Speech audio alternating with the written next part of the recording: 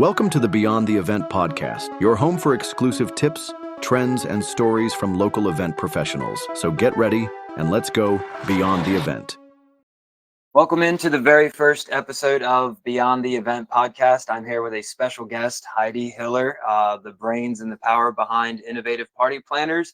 And we are in this beautiful studio. I remember visiting her last building, and I walked in and it took 2 steps for really to realize the build out here and just how much they've grown just since we met, which was just a couple of years ago. But my name is Jet. And I'm really excited to dive in and talk about, with one of the best around, talk about the event industry. So without further ado, go ahead and just give a brief intro. And I call it like a 60-second breakdown of who you are and what you do. Absolutely. Hey, everybody. I am Heidi Hiller. I am the founder and now creative director of Innovative Party Planners. The business started with a friend of mine, Zazie, in her basement in 1996. I had a 2-year-old, a 5-year-old, and an 8-year-old.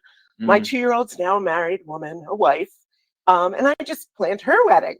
So in the 28 years since I started, I've learned a lot, and I want to help other people in the industry learn. I want to help our clients learn, and I'm excited to talk to you about whatever it is you want to talk about. Yeah. Going beyond the event, when we started this podcast, it was the idea of going beyond the event. We are two in the same industry of events, but we do obviously very different things. And it all comes to a result that people see, but people, I feel, have no idea how much truly goes into it. And it's not only how much goes into it for you, for us, for the caterer, the photographer, and everybody, but everybody, again, only sees the final product sometimes. So, the other thing is what would you say is, to get started, is what would be your specialty of, like, for us, we have primarily weddings, but we also do corporate and backyard and things like that. Where's your bread and butter in event planning? It's interesting. After 28 years, I set myself a goal of becoming an event planner for any event that can cross our path. It's more about building community now. So an event for a social event, a wedding, a bar mitzvah, a quinceañera, we do those, right? Yeah. And you're building community, and you're bringing together those that you love, that want to help celebrate with you. I love those events. Maybe it's because I get bored real easily, and everybody who works here, maybe that's what we all are. Yeah. But since the pandemic, when it kind of hit me that we need to help communities build community, I have really focused our pitch on the nonprofit world and the corporate world. Really? And the phone's ringing for the nonprofit. So I feel like we must be doing something right for them. We have started to specialize also in helping obtain a really important part of the nonprofit, which is the fundraising portion. And because I've been in so many different communities in the event world and spoken with so many different event professionals and different clients, one of the things that I'm really focused on right now is helping the nonprofit build a spectacular sponsorship benefit package. I have really been studying them, and they're all like cut, paste, cut, paste. Oh, I'm going to take some ideas from this guy and that guy. So when we come in now, what we're talking to them about is what kind of community they bring together, and what would a sponsor get out of that? Yeah.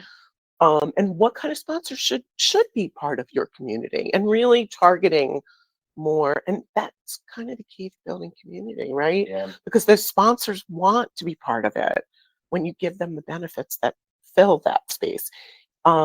Obviously, a social event isn't going to have a sponsor, right? Yeah. But you're still building an event where people come and feel like they belong. Yeah. Okay. I don't know, if you've ever gone to like a wedding and you're like, table 28. Yeah. Oh, I was definitely on the list of, last minute add-in. Right. Like you kind of can sit on the outside and watch. I don't want to build an event like that. I want to build an event where everyone participating feels like they belong there and they can contribute and add something to it. Yeah. How hard is that when you deal with such a wide spectrum, say, bringing that expertise, because you're literally a staple, in my opinion, in the community Thank you. for event planning. Like, it's like, I guess in business, the goal is to always be first of mind when somebody needs your services or product or whatever. With you, I think it was 6 minutes to get over here from us, and you have a wide net of what you guys can do and achieve. So when it comes to like mastering an event like that, whether it's I mean, how big would you go on an event? Thousands of people, like Oh, big absolutely. conferences? I mean, we've done big conferences. I can mention my biggest client to date. And I can tell you that it was because of a relationship that we have within the industry with other vendors. We were recommended to help one of their clients that they couldn't. Mhm.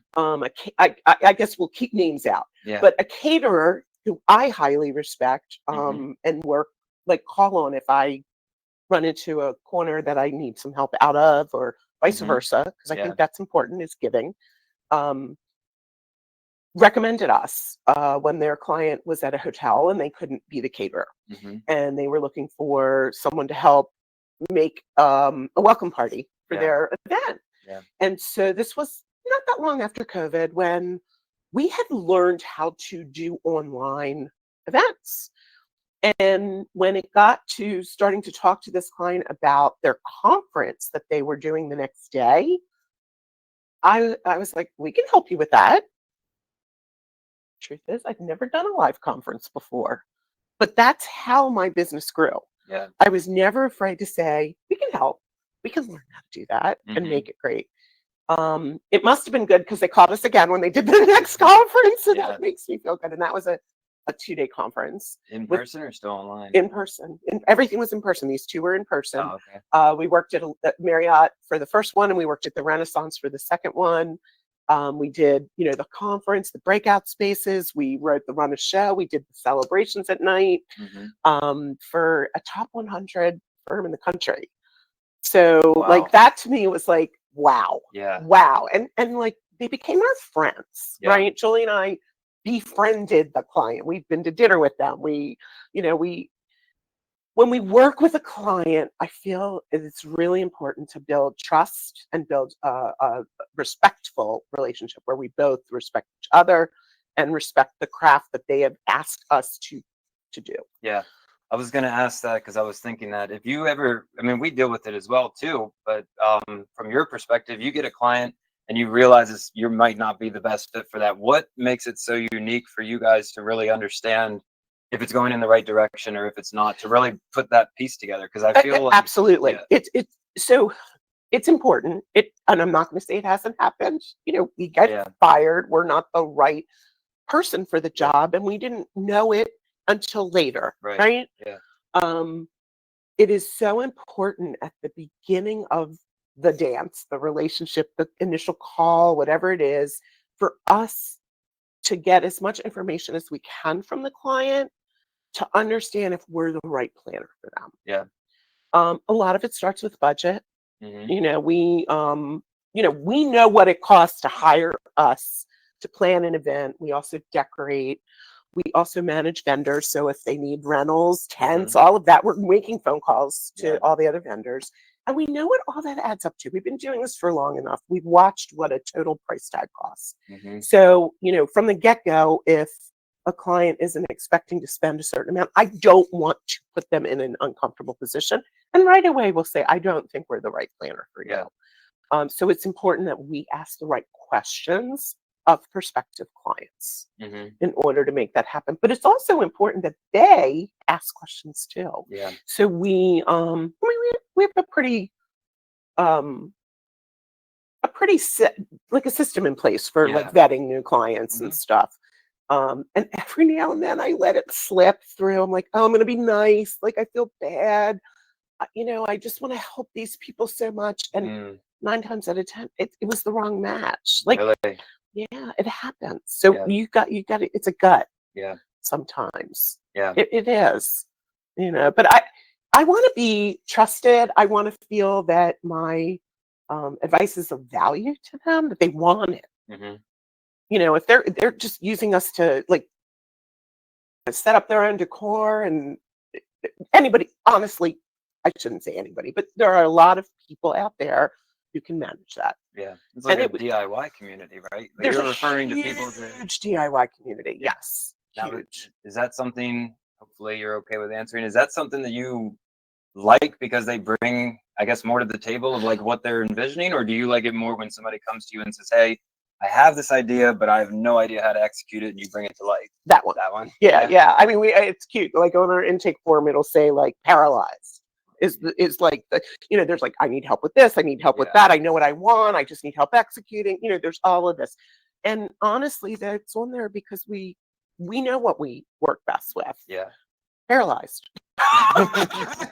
Yeah. I love the DIY moms. I was a DIY mom. Right. We actually have another division for them called Disco to Go, which is decor inspiring sustainable celebrations and occasions. Wow. I Okay. did not know that. So, yeah. So we have a warehouse of things we've collected over the years, decor, Yeah.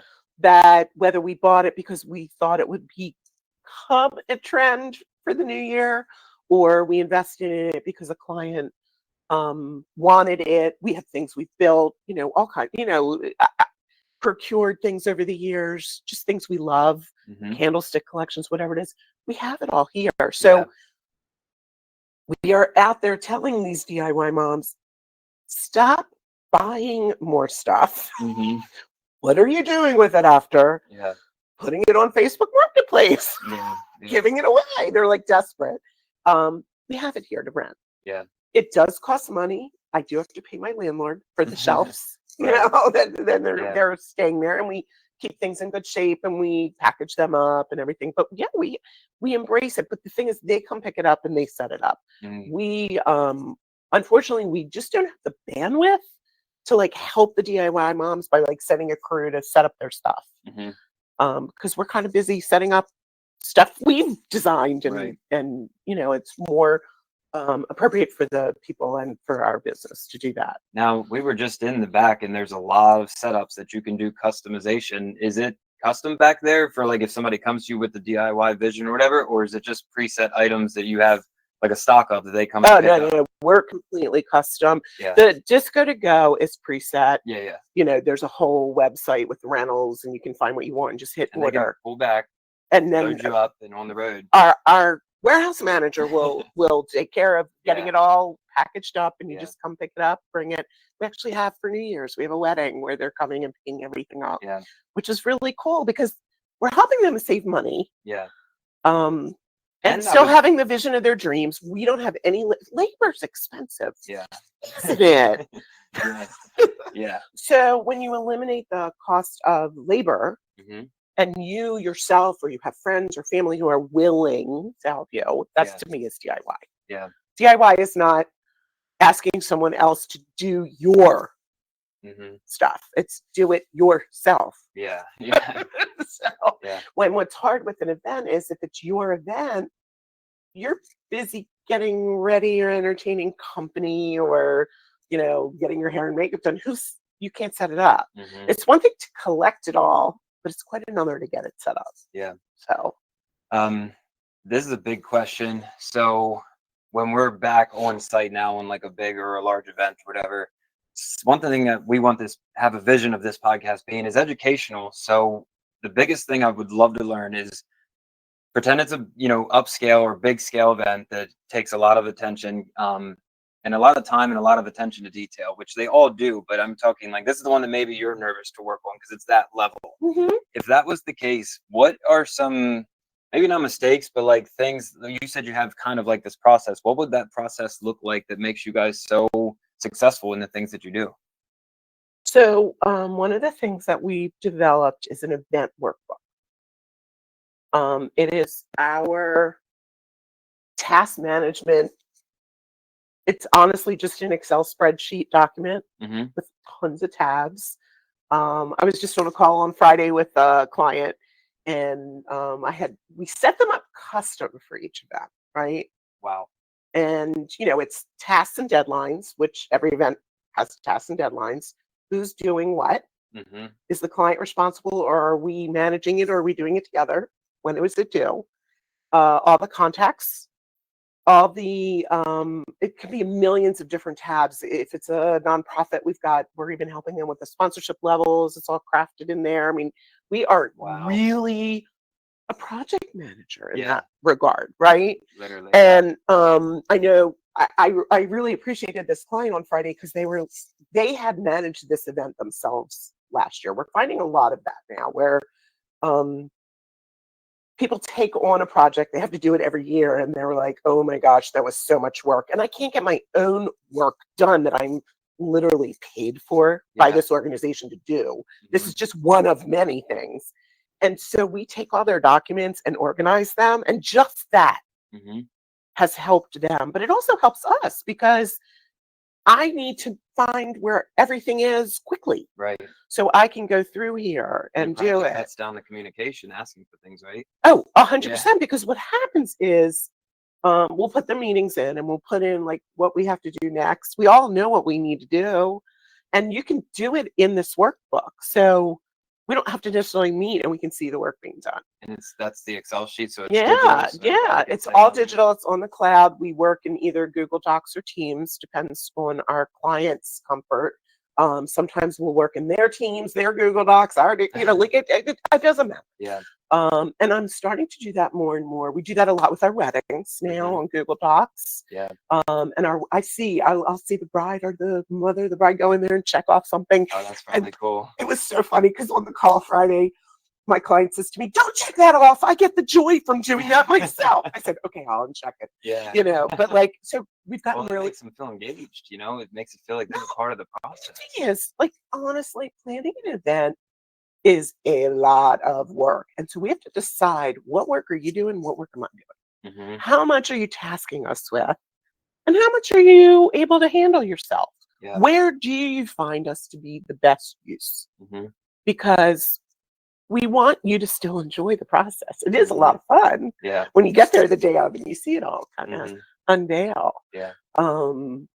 So I just got a kick out of that. I was like, okay, I'm checking the box. Yeah. But there's this gamification involved. And then, and we're building this together, this workbook. Mhm. This isn't I don't know your event well yet. So a lot of times I'll get, like in this case, last year's documents. So I was able to go through them and see the processes they went through. But, we're being hired for our creativity too. Right. So some of that is not in the workbook. We Yeah. do a separate, what we call a mood board or an inspiration board, Mhm. where we'll pull together different things and present them. So the DIY person calls it Pinterest. I'll share my Pinterest with Right. you. I get that a lot. But we'll put it together special just for them again. Mhm. And that mood board actually carries us through to the install so that all the people working on the event have the same documentation that we've had the whole time. So we'll pull some of the workbook pages out and we'll pull out the mood board so that anyone who's touching that event that day will meet with earlier on to go over the whole thing so that they can execute it with us. Wow. That's other vendors. So like, Other vendors, anybody we need to share it with. yeah. Because, when you talk about like a huge project and we're talking about, literally a blank piece of grass, that's where you get involved with your Mhm. tent. Right. For me, that's often a 3 to 5 day project management on site. Mhm. Because as the planner, our job is to make sure everything goes as planned. So if the tent is put in the wrong place to start, and yes, it's happened. We've had a tent put in 90 degrees off. Things happen, right? Right. They just do. Well, that's something I was gonna Right. ask So you. we need to go and make sure when it's the first stake goes in the ground, like Yeah. your crew, it doesn't matter who marked it out. Like, how you go and you mark it Mhm. out and you put in Yeah. the four corners and you've Yeah. got your pictures. The mood board has that. Gotcha. That's what I'm talking about. Yeah. Right. When we work with a lot of clients, and it depends because a lot of our clients are DIY where they don't hire an event planner or company. And so it's more like we meet the client on site. And there's times literally, and I would say it's pretty frequent where we show up and it's a big event, whether it's a wedding or even a corporate event, and it's on site, telling us where they think it is. We've done the pictures and we've done where we know we have a flat land. Like we're covered on where the tent's going. It's just a matter of they're not very picky. It's not very down to every single detail. It's more free flowing. But they'll get picky later. Yeah. Right? Yeah. And the picky later, well, I needed to know that 20 steps ago. Yeah. Because when I made that decision 20 steps ago affects everything else. And now you want me to change that.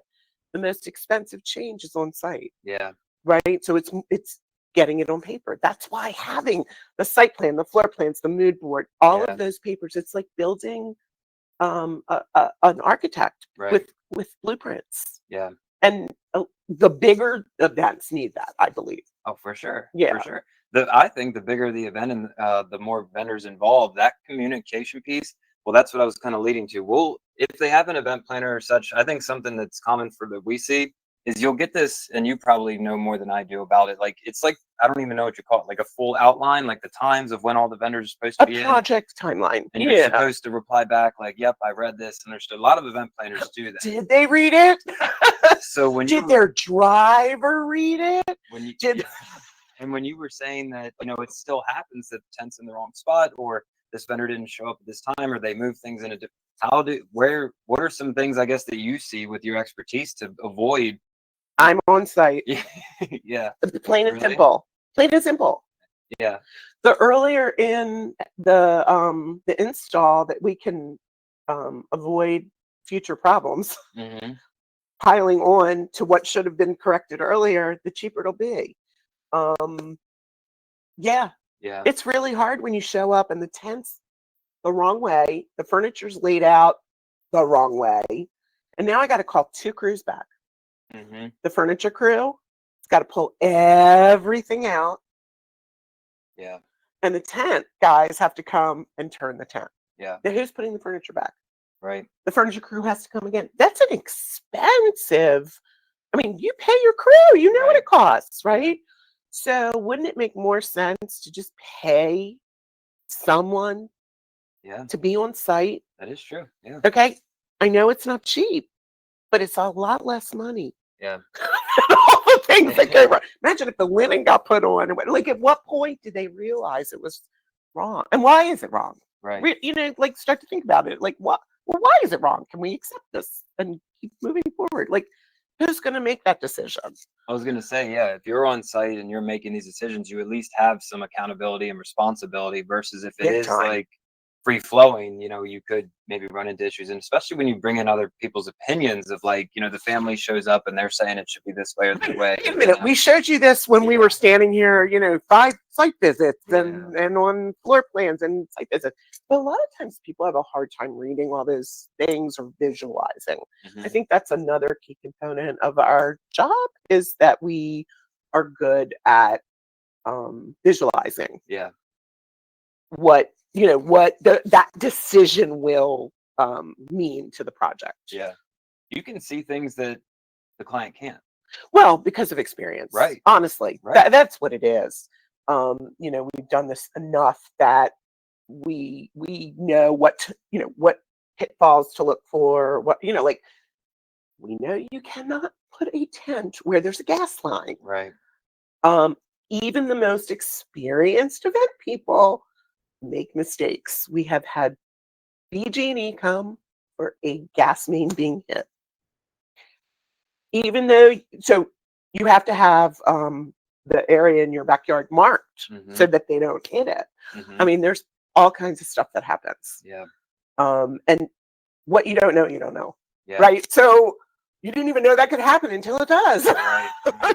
And that's why the 28 years of experience causes us to be able to draw on all of that and think about why I am documenting everything so well. Yeah.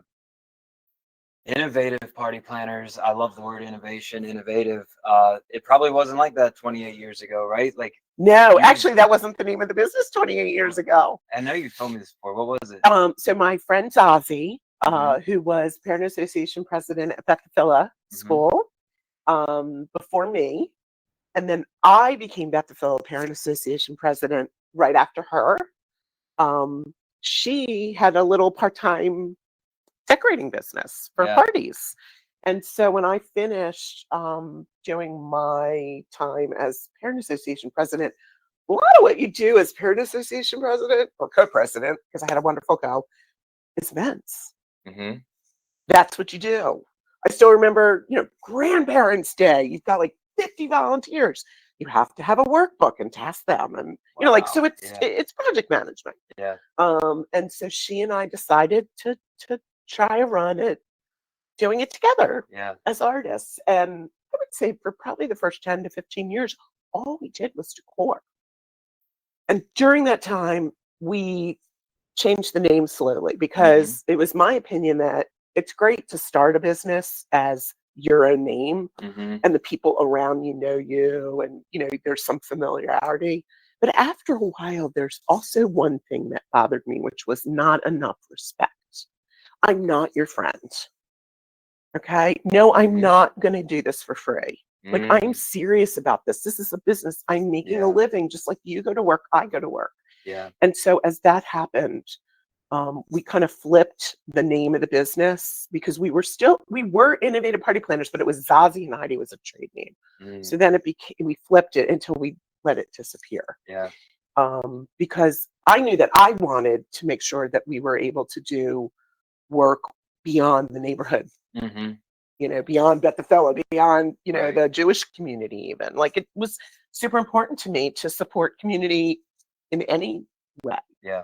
Well, it's important. That's not just important, but like, I guess it means a lot to hear that for a company, because I value, I love companies that have strong values, and to hear that you were big in community back then and now you're still involved in community, that is something that I, for one, envy, and two, that's what this podcast is all about, is connecting more. We do a great, service. We do it. We love what we do, but we want to be able to get out there more and connect with more people and help more people. Absolutely. Well, and I know, so this year was really cool. So I've gotten involved in some national communities.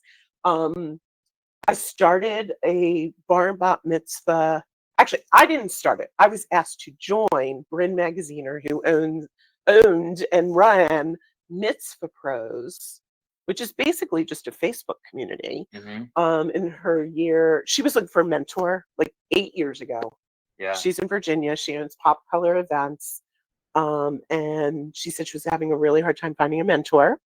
So I was like, well, I'll mentor you. If anything, like we all should have a standard of values and way that we handle clients. And, we don't have a certification program necessarily.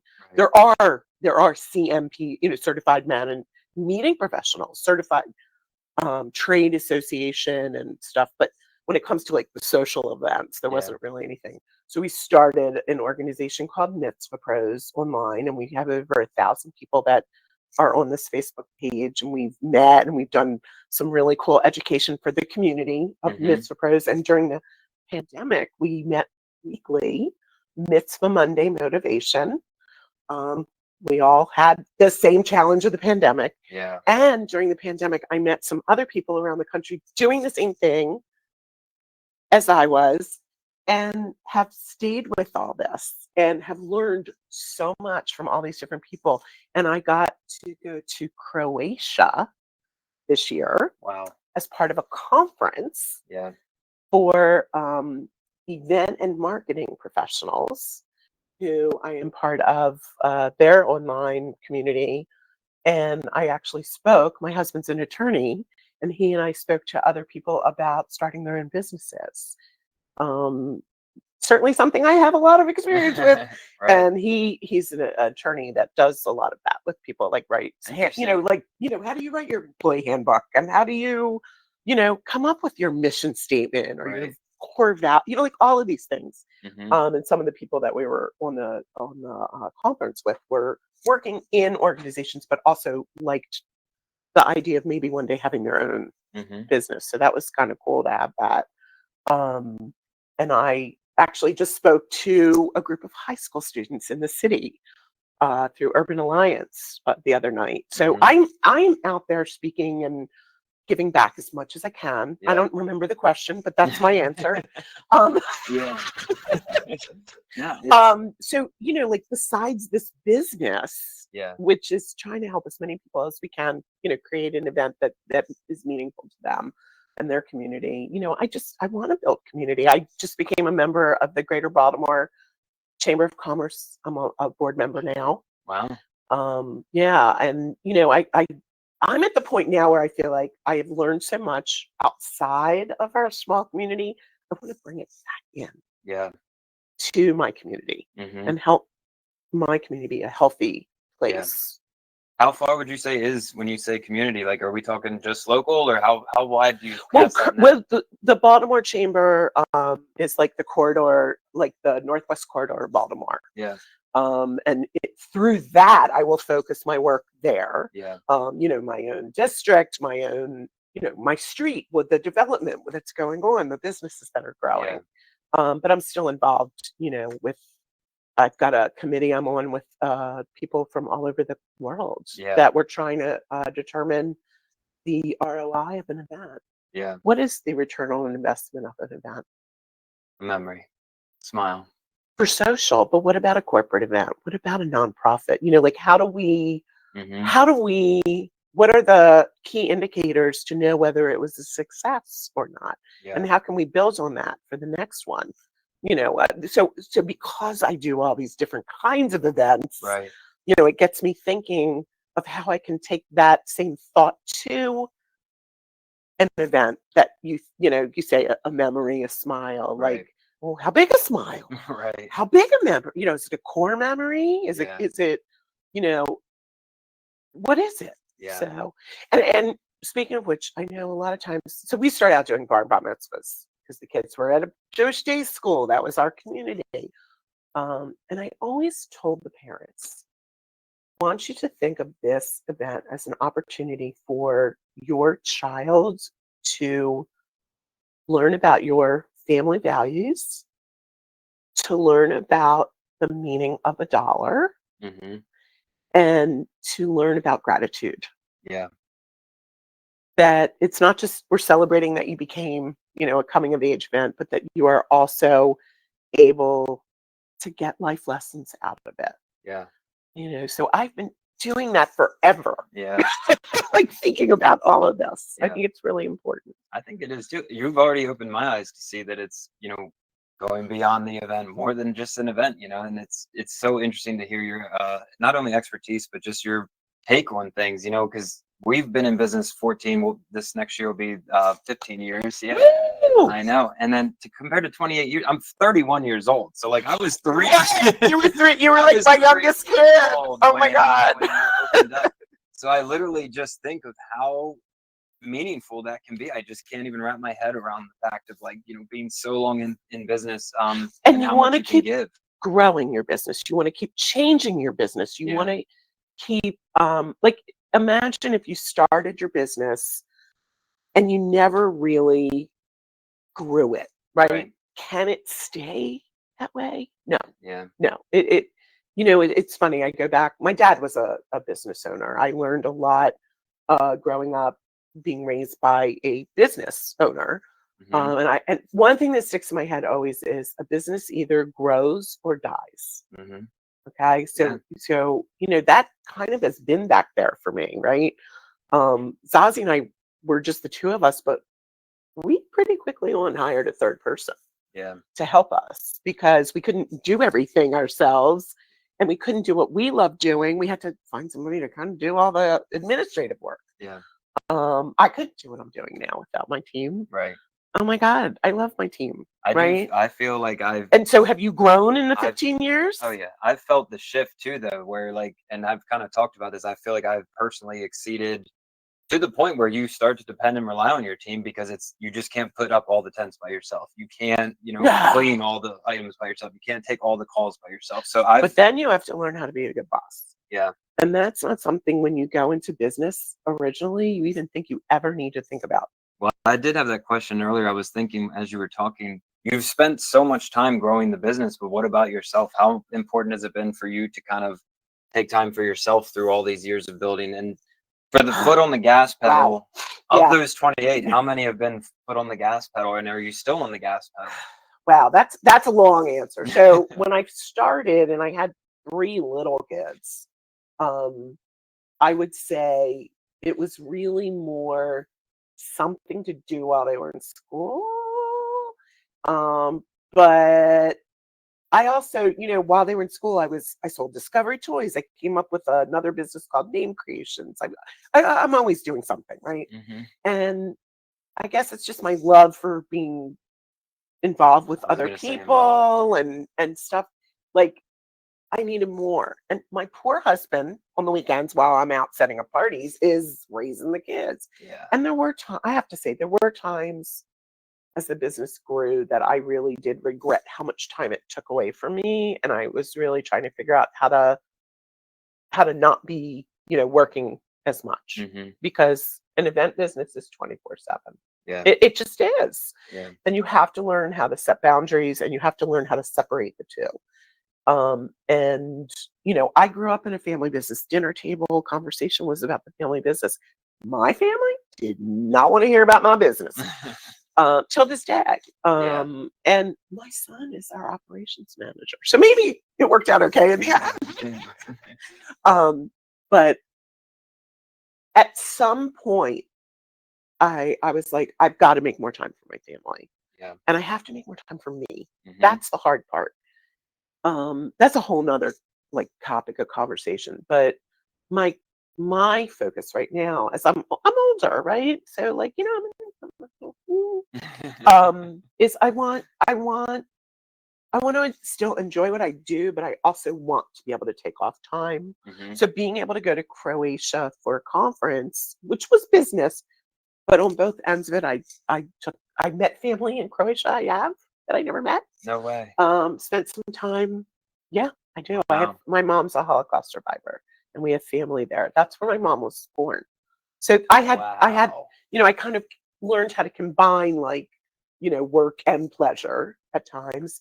There've been times I've needed to just take time off for my family, Mm-hmm. and I have. Yeah.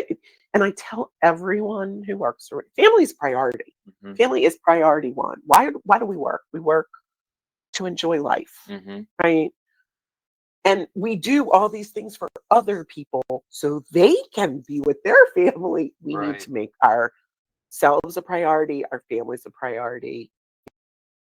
Well, something that I love, even just walking in the door today, is if you can feel the energy in the building in this like everybody was sitting here and you can feel that family piece, and something that whether people have lasted with us, working with us or not, we kind of still embody that same thing, which is family, which is just like having each other's backs and having that company DNA.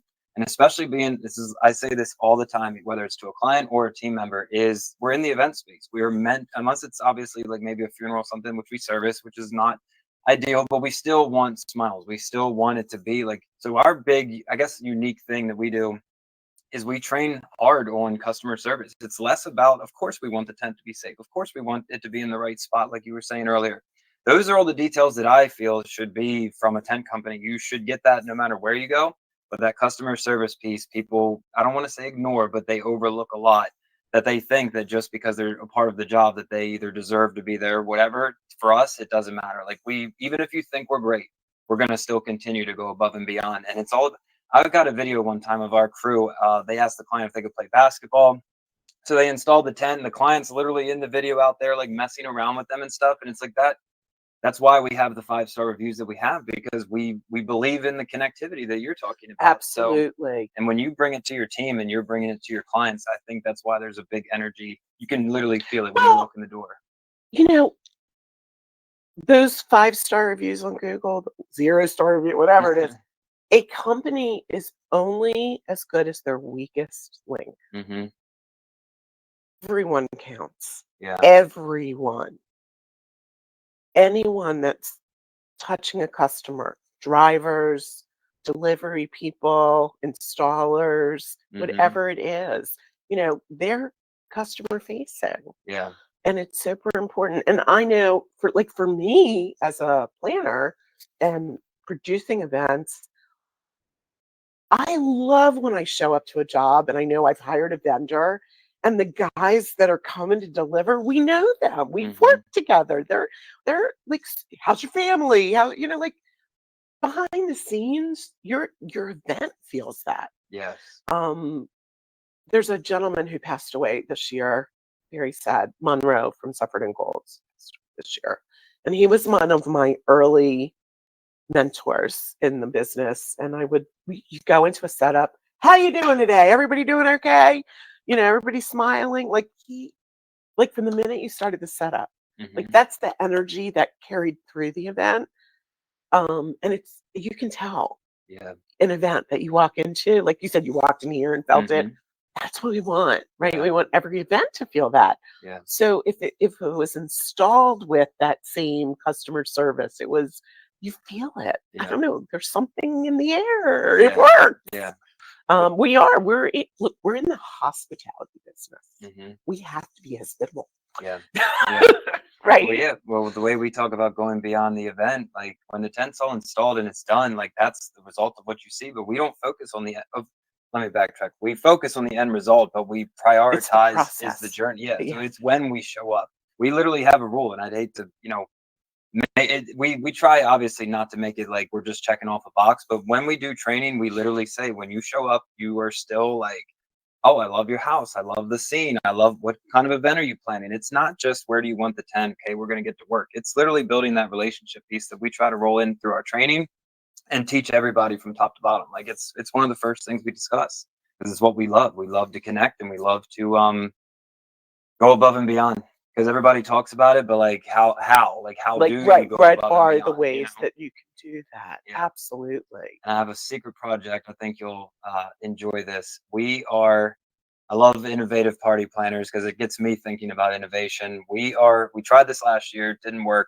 But I think the app updated a little bit. We are trying to do something that, to my knowledge, no one does, is launching virtual reality planning. So Oh, I've already tested it. It's the coolest thing in the world. I just need to figure out how to get it out to the world. But you can literally put on a headset. So we've already for years have been making the custom 3D models, moving the table. Everything's fit to scale, but you're looking at it on your phone or on a laptop or right. We something. have that with social tables where you can Yeah. turn it into a 3D. Yeah. Yeah. But now you can literally fit to Wear scale, it. put your headset on, and you're in the tent. And we're trying to get that Oh, wow. top That would notch. be, and it's hard to visualize that. Yeah. That would be cool. And the second layer, Wow. spoiler, is we're trying to. So some of the VR sets have the ability to you can see a 3D model like a mock-up, but it's almost like we're in this room. But if you wanted to see what a couch looked like over there, you could just see the couch, but you can also see your room.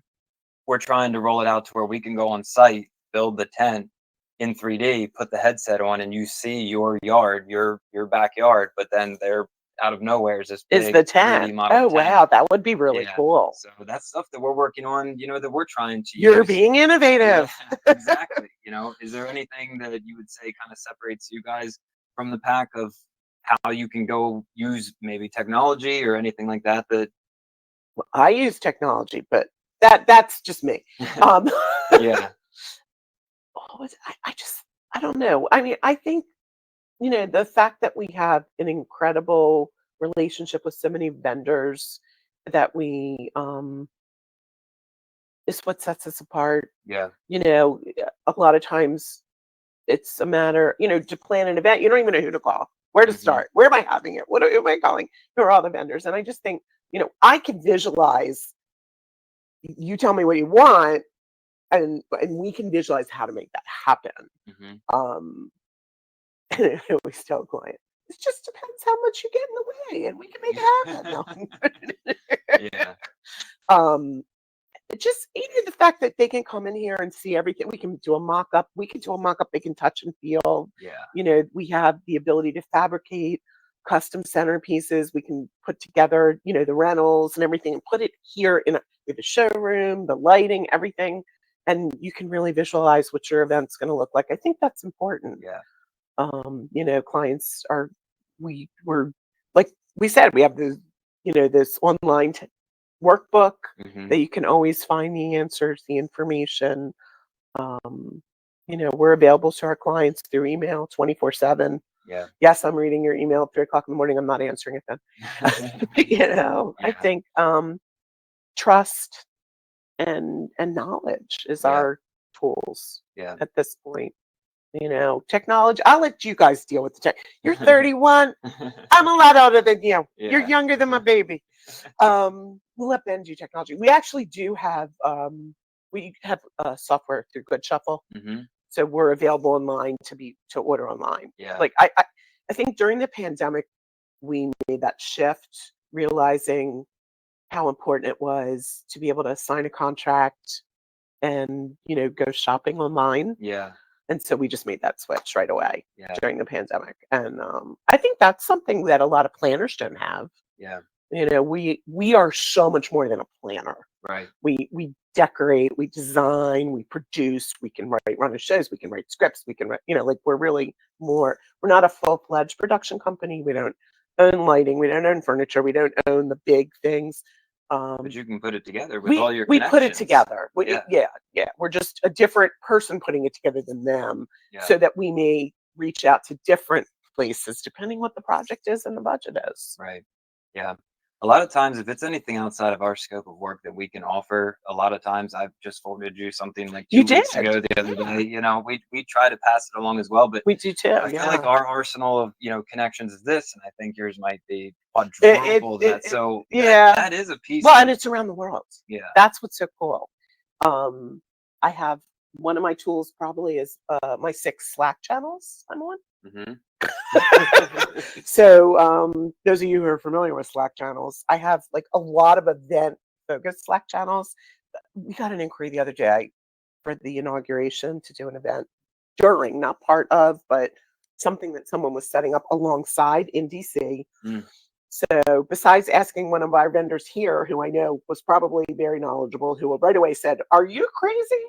I went on one of my Slack channels and to my DMV focused portion of it and said, "Okay, who's done events during inauguration? Please give me more information than I know." Hmm. Within minutes, I had all the information I need for me to very nicely tell the client that I don't think we could handle that.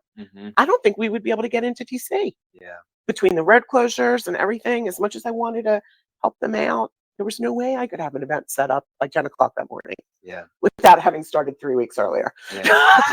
Yeah. And we wouldn't, they can't afford that. So we get some crazy requests Yeah. like that too on timing.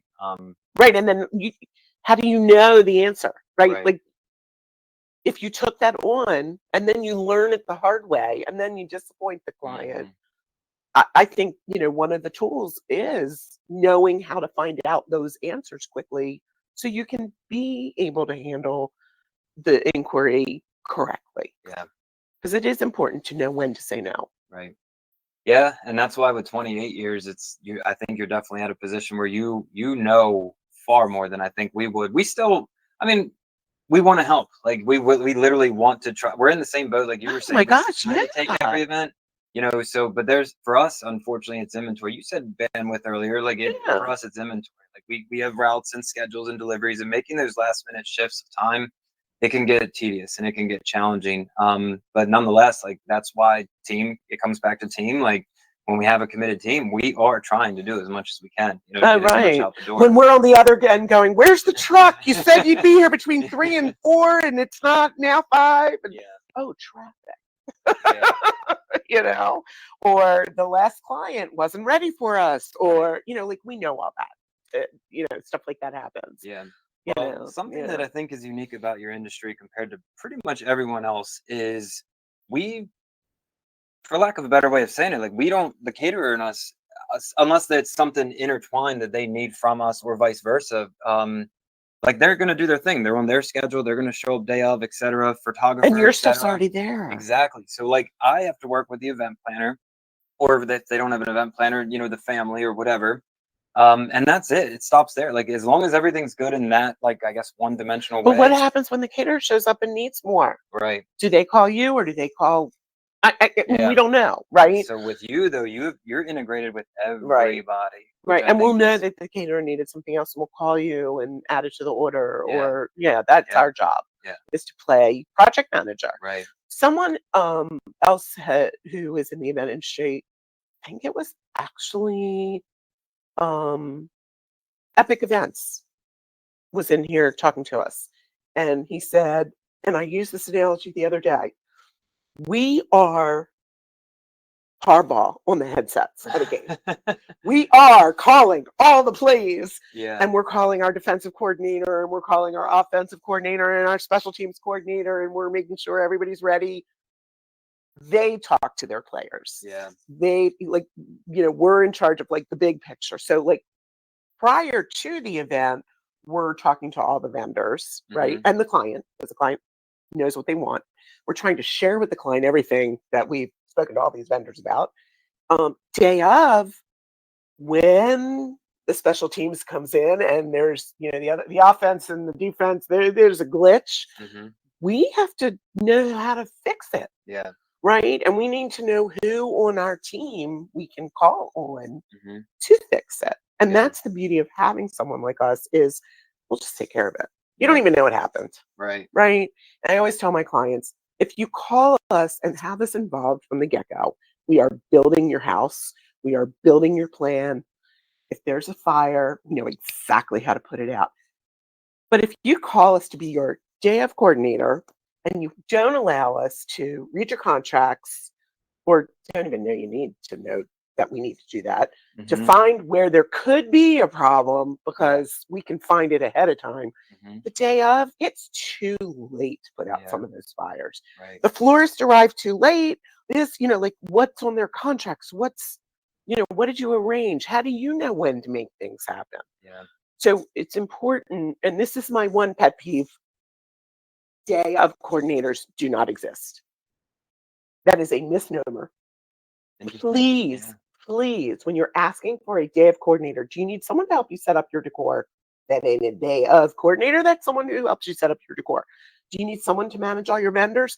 Then get them involved with your vendors before the day of and make sure that they have touched base with all of them, understand what it is you want to happen, have a sense of the order of events, the production schedule, the timeline, the floor plan. I mean, it's way more than day of. You cannot come in the day of and manage something. Right. That would be like John Harbaugh coming into the game without any practice, without knowing what down is it? right, knowing nothing, and then like you want him to succeed. No, it's not happening that way. You can't do it. Yeah. So I just wish that people would rename it either partial planner or something else. Like you yourself need help. Don't label the help, just label that you need it and let the professionals guide you in the right help. I mean, I can't tell you how many times I get a call for day of planner, and I will have a conversation. And it turns out we need to work like 20 hours before, and they don't have this vendor, and they don't have that vendor, and they need the. It's like it's just a loose term thrown around our industry that I don't like. That's why I love starting this podcast, because that's very new information to me. Well, I didn't know anything. keep that in about mind it. when That's people really say, "Do you know a good day of?" Ask, well, what is it that you're looking for? What problem do you need me to solve? Right. Because if Where you're can we asking help for you? that, Right. It's almost like, and now looking at it from a different perspective, perhaps they've done all the work up to that point. They just want to not deal with the rest Correct. in case Usually. something does happen. Yeah. But then in your guys' case, it's. I feel like that would be worse because you're jumping into the middle of the game. You don't know what's going on. No, and it's like, wait, you have the tent coming on Thursday, but the caterer needs to already be in there Thursday at 4:00 cooking, and that's too late. And like, you haven't thought this through. How did you learn that over time? Like that expertise factor? Like, were you Because offering that at one? mistakes were made. Were you offering that at one point, and then you're like, hey, this no, I've never offered it okay. Because mistakes get made too easily. There's been a few times where we were hired with the early request being day of, but my request back is I want all your contracts and I want to read through them all, and I want you to pay me for that because how am I going to understand what I need to do that day if I don't understand what you've contracted your vendors to do? Right. And I will 9 times out of 10 catch something that's not right. I would rather catch it now on paper where we have time to go back and fix it then the day of where I learn that it's wrong, Right. I can't fix it that day. Yeah. And what person is going to tell you no? Right. Right? Right. Like, that's part of it. They don't know what they don't know. Mm-hmm. So we're coming in with the knowledge of how it should run. Like, who needs to come in? You're layering, like you said, you don't ever see the caterer, Mm-hmm. right? You may see them when they're cleaning up, Right. but you need them out of there to clean up. Mm-hmm. You can't start taking the tent down while they're still in there Right. with their stuff. Right. So we're there the whole time. Yeah. So we need to layer in the vendors. We understand whether it's a loading dock or a house or, the homeowners association rules or whatever it is. We need to understand all of that to Mm-hmm. make sure we're following along with everything. Right. So in some ways we're like partially like reading contracts, not as a lawyer, but just to ward off any potential issues that Mm-hmm. might I arise. feel like with all your connections as well, though, you expand not just the innovative party planning team, but like the vendors that you work with. I'm assuming you work with a lot of the same, so you can build. That's essentially an extension to your own team, right? Absolutely, absolutely. And I know, like, we had an event at a venue in by the city, and they had made some changes in rules to when you could set up, who you could work with, like all Mm-hmm. kinds of stuff. And we had been working at this venue, and so these new rules worked against a successful event. So we called the venue and we said, this isn't going to work. Mm-hmm. Like, why did you change this? And why? Not, just why? Mm-hmm. And through an understanding of why, and through an understanding of explaining the other end of it as a client coming in or a vendor coming in, we were able to come up with a different solution. Mm-hmm. That, I mean, this was something they were putting across the board for events, period. Yeah. It's just that we happen to be one of the first. So rather than coming across, like, this isn't going to work, it's with, a common goal of mine. Why? So why is a huge question to ask all your clients. Why are you having this event? Why this time of day? Why this time of week? Why, Mm-hmm. like, maybe you don't have the inventory that day, but you really want this job. Can we, whatever, you're going to work around it. Well, I'm going to pull that down and bring it, like, Mm-hmm. so we always get into all the whys Yeah. with our clients and with other vendors and venues. Yeah. So it's just been really interesting as we go through this, fluidness of an event. Like, it's a moving target Mm-hmm. getting to the event day. Yeah. I feel like a quick golf reference here is like if you drive the ball out and then you're chipping or chipping, and then you really want to get down to the putt. If you, I would assume if the event planner does, or coordinator or whatever, like leading up to the event, does their job correctly, the event they should just be a putt. Like, you should. Thank you. That is the correct. work isn't necessarily, That is correct. That's why I don't like day of coordinator. Yeah. We will come in and we will manage the day. And it's funny, I didn't start doing that until probably like year 15 Mm-hmm. of the business, because I really didn't understand, like, what are we supposed to do? Yeah. Right? We were just decorators. But if how I like to explain a live event is it's a play. Mm-hmm. We've written a script. We've written a script for the vendors. Well, who we haven't written a script for are the guests. We can guide the guests. We can give them a seating assignment. We can, as an MC can make an announcement and ask people to do things. Are people going to listen? You can put out certain things. Are people going to listen? Are we not going to have somebody who forgot to tell you about a food allergy? Have I never had to call 911? A few times. I mean, emergencies arise, right? Mm-hmm. Most of which actually come from places nothing we planned, Mm-hmm. right? They're more reacting to, I mean, yes, we had a guest fall over in their chair during dinner. Mm. Whole event had to stop. That's right? interesting. How do you react then? Yeah. Okay, or the kitchen had a snake, or No, I'm out. It was a tangent. Yeah, I mean, things happen. Okay, Yeah. so it's the unexpected weird crap that we're Mhm. dealing with, right? Or I still remember clients like the caterer refused to put out the cake she spent a fortune on, right? But we had bought backup sliced sheet cakes. Like they Mhm. didn't want to cut into this gorgeous, you know how some of these cakes are so pretty. Mhm. They wanted to give it to the family, and she was like, "No, no, no! I want you to serve that." Like, Yeah. you know, like communication. It's Yeah. about communication in those respects, you Yeah. know, and these are all conversations we want to have before your event, Mhm. and communicating between all the vendors, Yeah. you know, and opening up. You know, a lot of times it's for us, it's like, well, did you consider, Mhm. you know, or we've seen when this has happened. We want to Mhm. make sure it doesn't, Right. you know, or your idea is great. However, logistically, this is what could happen. Mhm. So, you know, I love when clients bring new and unusual thoughts into wanting to elevate their event. Yeah. Um, we have to play devil's advocate a little bit Yeah. to pull it off correctly. Yeah. Yeah. Oh, because So, no one event. I think that's probably. I could only assume what makes your part so special is because every event is different. You get that unique piece. You know. I would be so bored if they were cookie cutter. Right. So bored. I mean, I do have to admit, I look online sometimes and I'm like, that looks like every other, not our stuff, but that looks like every other event. Like this company, like sort of has a look, and that's great. I mean, it's dependable. It's wonderful. I just enjoy creating something really special and unique each Yeah. time. I think we all do here. Yeah.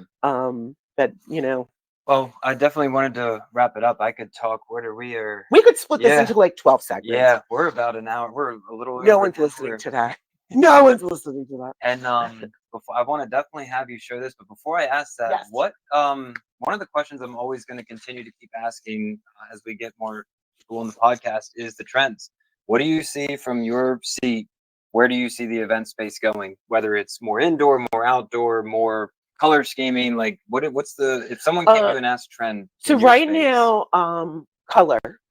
I even though the color of the year is like some weird brown. I saw that. I don't know about you I guys. saw that. Let's I put some saw that. pink with it. Let's put some blue with it. I don't get that. It's very depressing. It's like coffee. I saw that. Yeah, not my color. It's fine. I don't know what Pantone is not necessarily for the event world. Pantone is just establishing trending colors. It might be perfect for clothing, Right. although I don't think it is. I don't think it's good for any skin tone. Right. But whatever. That's Pantone. Yeah. We love color. I think that color evokes energy, Mhm. and when you walk in a room, you feel that energy from color. Mhm. Sound, right? So all the senses are really important. We did an event over the summer where, like 2 weeks before the event, I was like, we need a smell. And we got Wow. infusers like to have See that? smell. I love this. I never even thought about Right, that. right. So I think just trending forward, we want to make sure people are really there. Yeah. They're present, and we want to do whatever we can at the event to help that. And so we need to understand the community coming in Mhm. and how um, they are comfortable. Yeah. So there's a lot of thought to diversity in the guests. Mhm. You know, having non-alcoholic options.